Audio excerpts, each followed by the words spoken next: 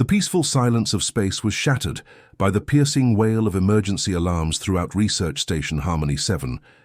Commander Yrex's 4 tentacles moved rapidly across the holographic control panels as his large, dark eyes focused on the incoming transmission. The Zilani had been monitoring deep space communications for over 2 centuries, but nothing had prepared him for what he was about to witness. The automated distress beacon crackled to life, its signal weak and fragmented from traveling across dozens of light years. Static filled the air before a desperate voice broke through, a mother's scream as metallic claws tore through her home. The transmission cut to another voice, then another, each one more terrified than the last. Children crying for parents, who would never answer again. "By the sacred rings of Zalara," whispered Communications Officer Thys, her pale blue skin turning an even lighter shade of fear. "Commander, these signals are coming from the Kepler system. That's 12 inhabited worlds." Yrex's stomach churned as more data streamed across their screens, orbital platforms going dark one by one, massive energy readings that could only mean planetary bombardment. Then came the visual feeds, grainy images of enormous mechanical constructs descending from the sky like metallic locusts. The Devourers had arrived. These weren't ordinary machines. They were a nightmare that had haunted the galaxy's outer rim for generations, self-replicating constructs that consumed everything in their path. Worlds that had thrived for millennia were stripped bare in mere days, their populations either killed outright or worse, converted into cybernetic slaves to serve the collective. "Get me a direct line to the Zilani High Council," Yreks ordered, his voice steady despite the horror unfolding before them. "Emergency frequency." Within minutes, the station's main view screen flickered to life, showing the assembled council members. Their elongated faces, each marked with intricate tattoos denoting their clan status, wore expressions of growing dread as Yreks relayed the situation. Elder Voss spoke first, his ancient voice carrying the weight of 8 centuries. "You're certain these are the Devourers, not some rogue mining operation or military exercise?" "The signature patterns match perfectly," Yreks replied, pulling up tactical displays. "Look at these energy readings. They're not just mining, they're converting, turning organic matter into raw materials for more machines. The population centers are being systematically harvested." The council chamber fell silent. Everyone knew what this meant. The Devourers didn't negotiate. They didn't retreat. They consumed until nothing remained, then moved on to the next system. It was conquest through consumption, expansion through extinction. Councillor Jex's tentacles writhed nervously. "Our fleet consists of 12 research vessels and 3 patrol ships. We're scientists, not warriors. What could we possibly do against a force that consumes entire civilizations?" "We have to try something," insisted Councillor Mira, her young voice cutting through the despair. "There are 15 billion sentient beings in that system. We can't just abandon them." Elder Voss activated a holographic star chart, showing their position relative to Kepler. "Even if we sent our entire fleet, we'd arrive to find nothing but empty space. The Devourers move fast. By the time we reached them, they'd have stripped every world clean and moved on." The debate continued for precious minutes, while more distress signals flooded in.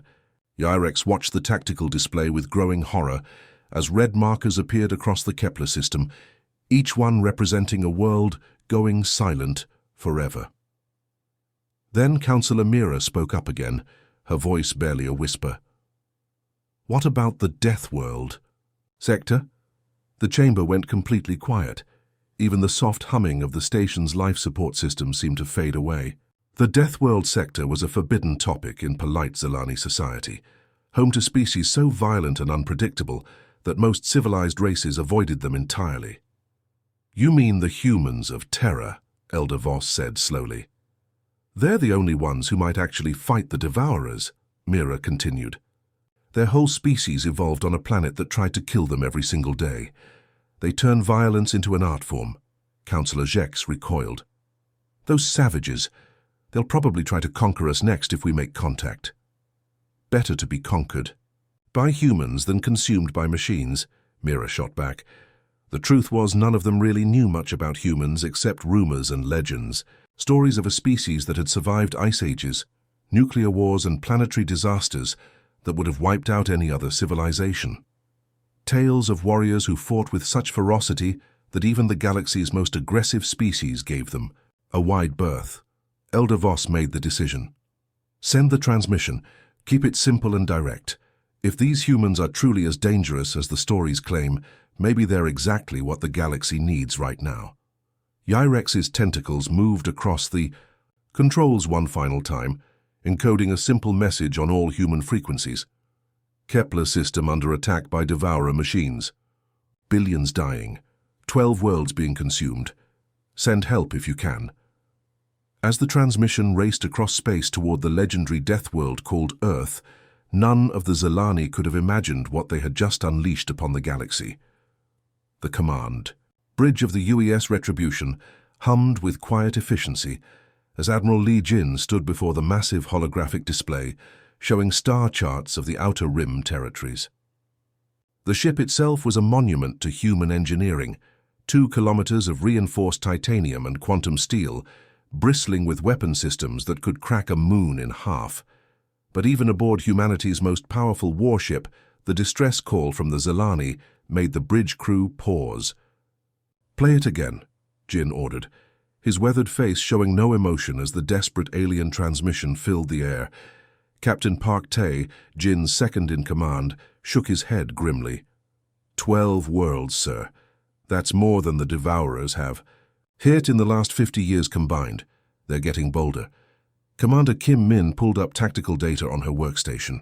Intelligence reports suggest the Machine Collective has been building up forces in dark space for decades. This might be the beginning of a major expansion wave. Lieutenant Colonel Choi Han, the ship's Marine commander, leaned against the tactical table. His scarred hands, souvenirs from the Titan Colony Rebellion, drummed nervously on the metal surface. "Sir, if the Devourers are moving in force, those alien civilians don't stand a chance. Their technology is at least 200 years behind ours." Jin studied the star charts, calculating jump distances and supply lines. The Kepler system was 43 light-years away, a 3-day journey through hyperspace for the human fleet. Other species would need weeks to cover the same distance with their primitive, faster-than-light drives. "Sir," interrupted communications.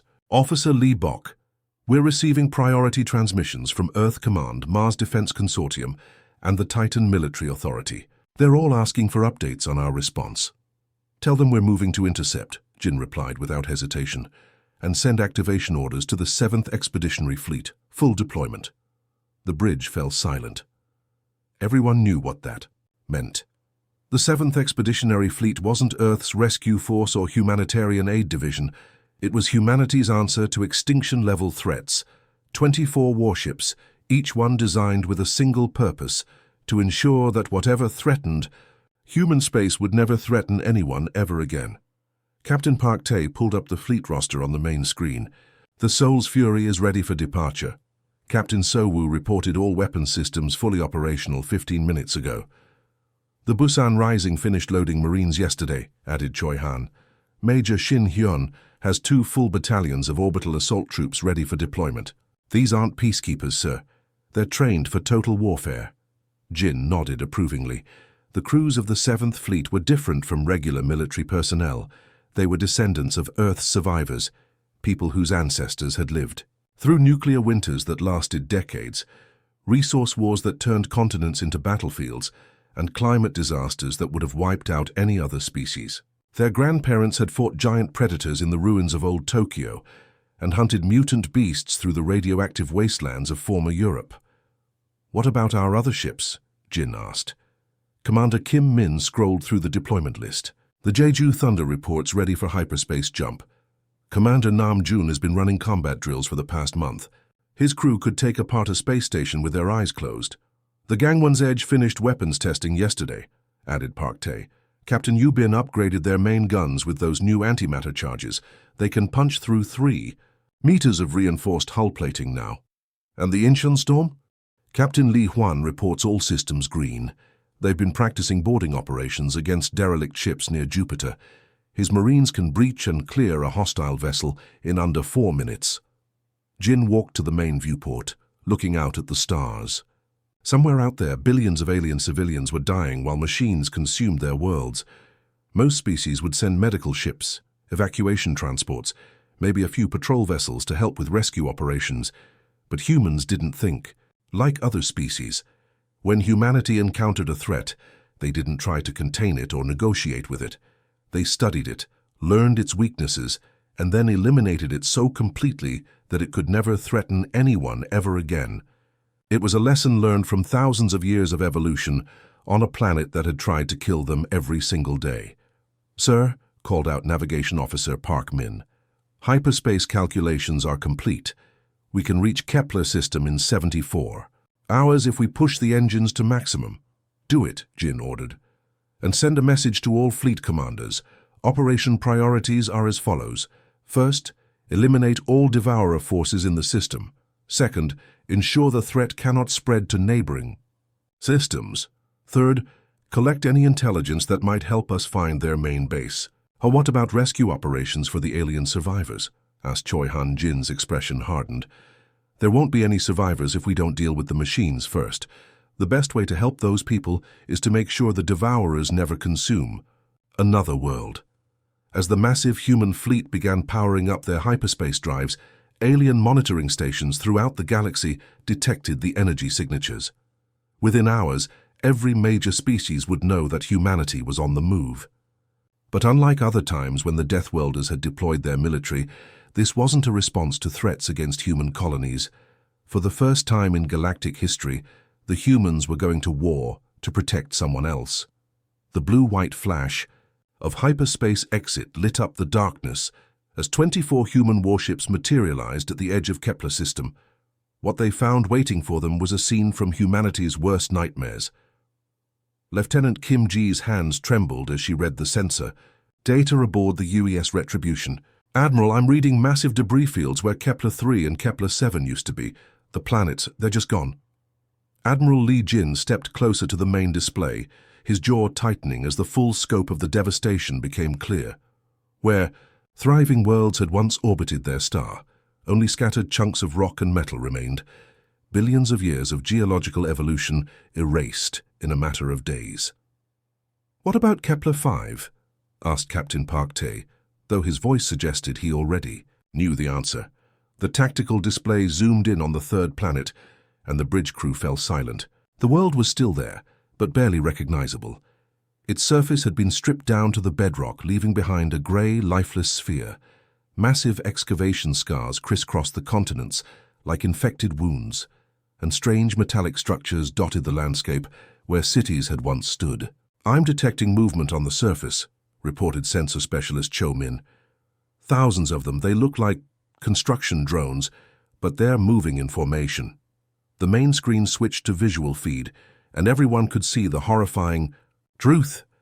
Rows upon rows of cybernetic creatures marched across the dead planet's surface, former inhabitants of Kepler 5 who had been captured, surgically modified, and turned into living machines.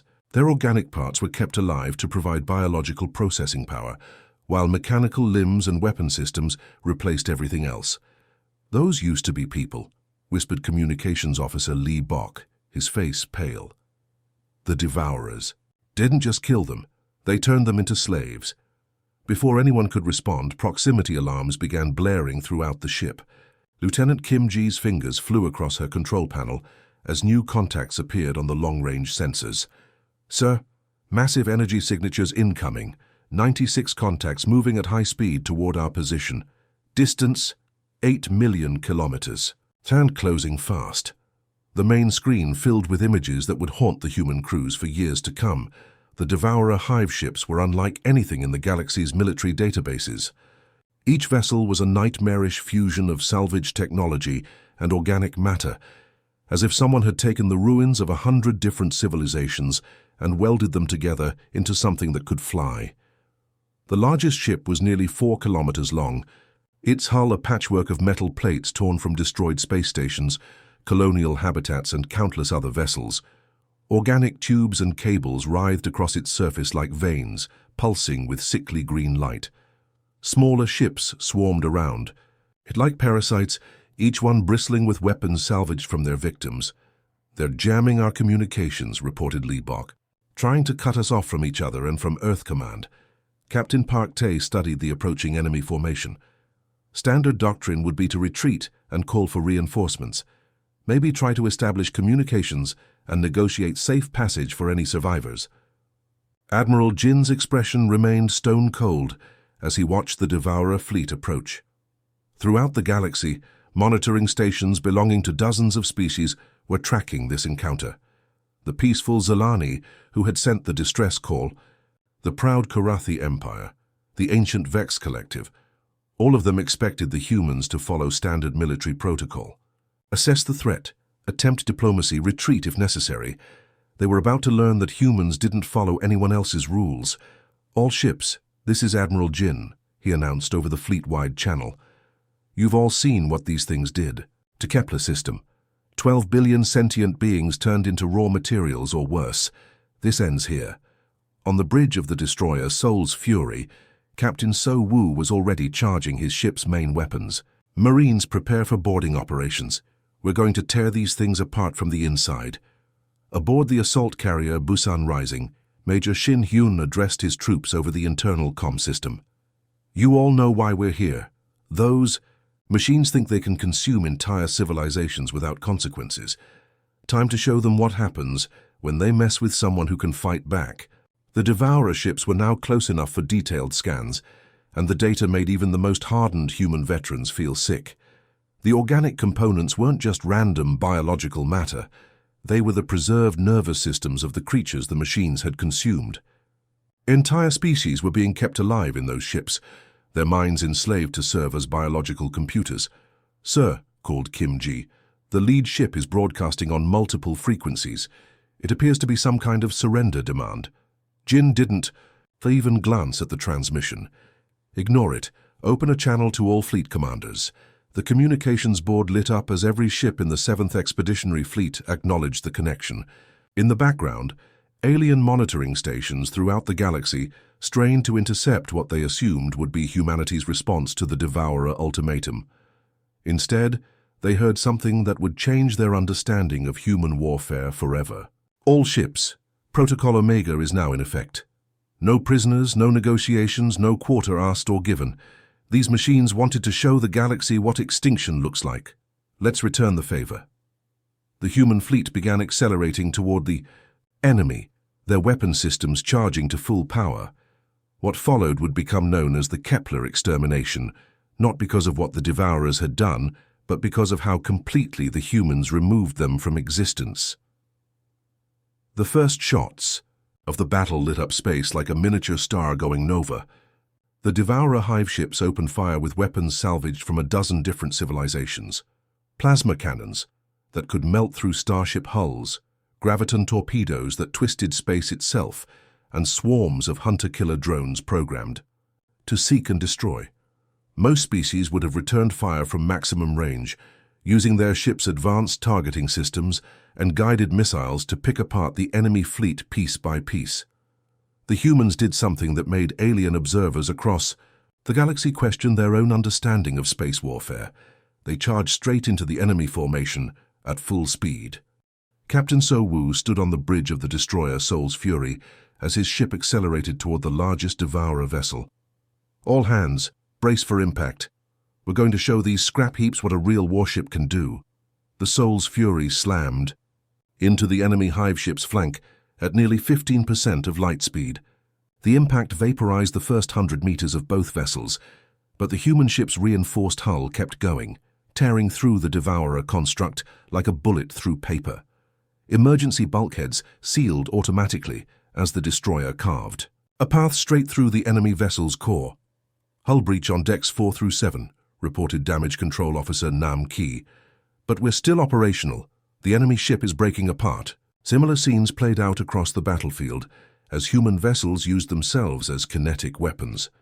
The cruiser Gang 1's Edge punched through 3 smaller Devourer ships before its momentum finally stopped. The frigate Daegu Thunder actually managed to split a hive ship completely in half with a perfectly timed ramming attack, but the Devourers weren't finished. Swarms of boarding pods launched from the surviving enemy ships, their biomechanical hulls designed to burrow through Starship. armor like metallic parasites. Most of them targeted the assault carrier Busan Rising, recognizing it as a command vessel. Marine Sergeant Lee Yun was in the middle of equipment maintenance when the first boarding pod punched through the hull 3 decks below her position. Alarms blared as atmosphere vented into space, and the ship's AI announced multiple hull breaches throughout the vessel. "All Marines to defensive positions," came Major Shin Hyun's voice over the comm system. "We've got uninvited guests and they're not here to negotiate." Lee Yun grabbed her plasma rifle and tactical knife, then sprinted toward the nearest breach point. What she found there would have sent most alien warriors running in terror. The Devourer constructs were nightmarish fusions of flesh and machine, former victims of the Collective who had been surgically modified into living weapons. Some had multiple arms tipped with cutting tools, others sported weapon systems grafted directly into their torsos. The first construct rounded the corner and immediately opened fire with an energy weapon that had been fused to its shoulder. Lee Hyun dove behind a support beam as superheated plasma melted the metal wall behind her. "Is that all you've got?" she shouted, popping up to return fire. Her plasma rifle punched clean through the construct's chest, but it kept coming. These things didn't feel pain the way normal creatures did. When her rifle's power cell ran dry, Lee Yun didn't retreat to find ammunition. Instead, she charged forward with just her tactical knife, using the weapon's monomolecular edge to slice through the construct's cybernetic limbs. The thing tried to grab her with its remaining arm, but she was already moving, striking vital points with surgical precision. 3 more constructs appeared at the end of the corridor. Lee Yun picked up the fallen enemy's weapon and kept fighting. Meanwhile, in the depths of space, the Devourer Collective made a crucial mistake. They attempted to hack into the human ship's computer systems, expecting to find the same vulnerable networks that had allowed them to conquer dozens of other civilizations. What they found instead were AI systems designed by a species that had spent centuries fighting against their own artificial intelligences. Every human ship carried defensive programs that were more like digital weapons than simple security software. Lieutenant Commander Bay 1 watched from the bridge of the frigate Mokpo Shield as the enemy's hacking attempt backfired spectacularly. "Sir, they're trying to access our navigation systems. Should I activate the counter-intrusion protocols?" "Do it," replied Captain Yoon Soo without hesitation. The human AI didn't just defend against the attack. It followed the connection back to its source and began tearing through the Devourer network like a virus. Within minutes, entire enemy ships were shutting down as their own systems turned against them. The Collective's greatest strength, their interconnected network consciousness, had become their weakness. But perhaps the most shocking display of human recklessness came when the battlecruiser Incheon Storm lost its main engines during the battle. The ship was drifting helplessly toward a Devourer hive ship armed with planet-killing weapons. Chief Engineer Park Dal didn't wait for rescue. He suited up and walked outside the ship, in the middle of a space battle with enemy firelighting, up the vacuum around him. Zero atmosphere, no gravity, and weapons fire that could vaporize him instantly. "Control, this is Dal. I'm going to manually reconnect the plasma conduits. Keep those fighters off me for about 10 minutes. Commander Park Ha watched from the Gangwon's bridge in amazement as the engineer calmly worked on the ship's exterior, laser bolts passing within meters of his position. When a piece of shrapnel tore through his suit's chest plate, Dal simply sealed the breach with emergency foam and kept working. "That man is completely insane," muttered Navigation Officer Kim Rowe. "That's why we win," Park Ha replied. The engineers. Repairs worked. The Incheon Storm's engines roared back to life, just as the Devourer ship's main weapon charged to fire. But instead of retreating to safety, the battlecruiser accelerated straight toward the enemy vessel. "All hands abandon ship," Captain Lee Hwan announced calmly. "We're going to deliver our antimatter reserves personally." The crew had 90 seconds to reach the escape pods before their captain manually detonated the ship's entire antimatter stockpile inside the Devourer hive ship. The explosion created a brief second sun in the Kepler system, taking out not just the target vessel, but 3 others nearby. Across the galaxy, alien military analysts watched the battle recordings in stunned silence. Every standard rule of space warfare had been thrown out the window. The humans fought like the universe was trying to kill them, because on their homeworld, it always had been. The space around Cytherian Prime lit up like a deadly fireworks show. Human warships moved through, the void with precision that made veteran soldiers weep. Each ship was a masterpiece of destruction, built by a species that had turned killing into an art form over countless generations. War leader Keth watched his mighty fleet crumble in real time. The hegemony had conquered 47 star systems. With these same vessels, they had crushed entire civilizations without breaking stride. Now they were being torn apart by ships that looked almost primitive compared to their sleek designs. "Status report," Keth barked at his tactical officer. "Sir, we've lost 60% of our battle group. The humans are using some kind of coordinated attack pattern we've never encountered. They're predicting our movements before we make them."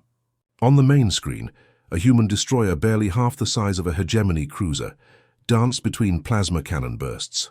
Its weapons fired in short, devastating bursts that found weak points in armor, plating with surgical precision.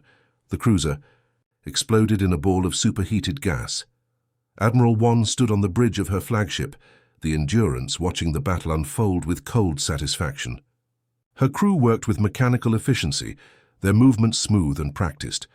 Every human on every ship knew their role perfectly. "Target their command vessel," she ordered. "Let's end this quickly."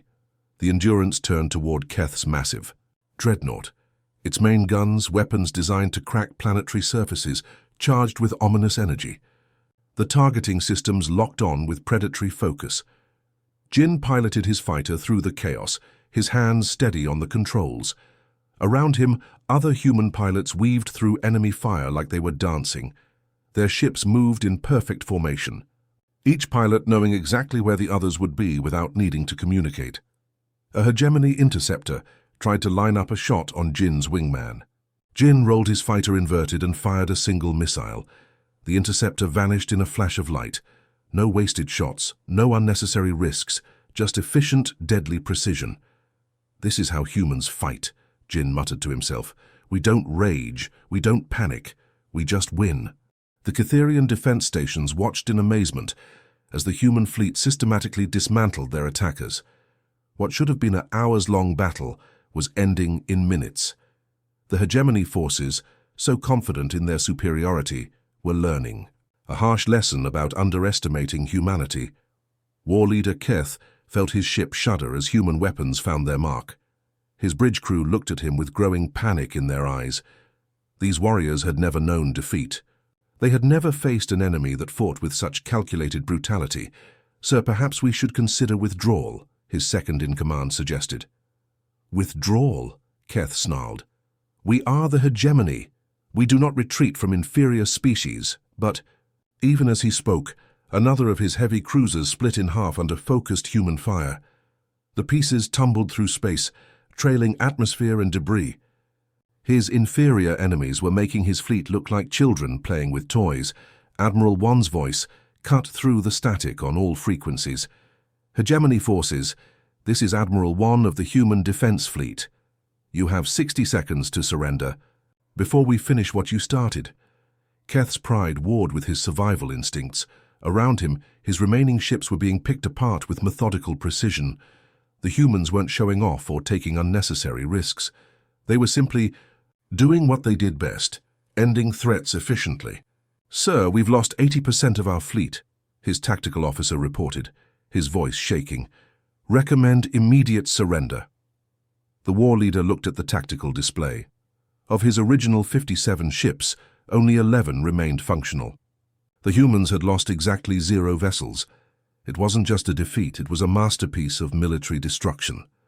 "All ships," Keth said quietly into his communicator, "stand down. Transmit surrender codes." The firing stopped instantly. The human ships maintained their aggressive positions, but held their fire.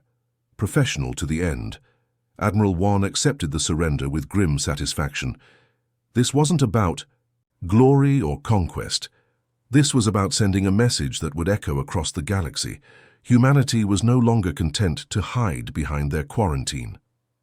As the surviving hegemony ships were taken into custody, Jin landed his fighter in the Endurance's hangar bay. He climbed out and removed his helmet, his face showing no emotion.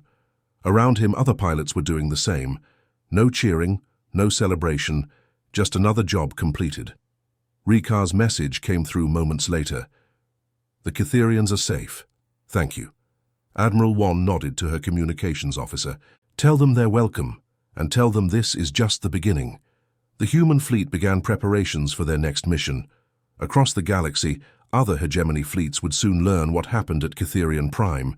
They would learn that humanity's long isolation was over, and that the galaxy's most dangerous predators were now hunting those who preyed on the innocent. The age of human expansion had begun, and it would be written in the language humanity knew best. Overwhelming, efficient victory.